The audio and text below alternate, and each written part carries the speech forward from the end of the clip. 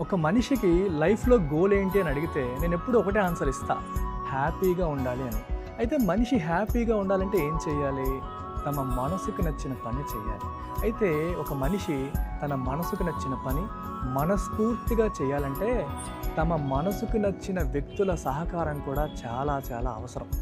నా లైఫ్‌లో నాకు ఇష్టం లేని జాబ్ నేను విడిచిపెట్టేసి నాకు బాగా ఇష్టమైన ఇన్‌స్టిట్యూట్‌ని నేను మనస్ఫూర్తిగా రన్ చేస్తున్నాను అంటే దీని వెనకాల నా మనసుకి బాగా ఇష్టమైన ఒక మగువ సహకారం ఎంతైనా ఉంది. తనే నా మిసెస్ డాక్టర్ ప్రవీణ.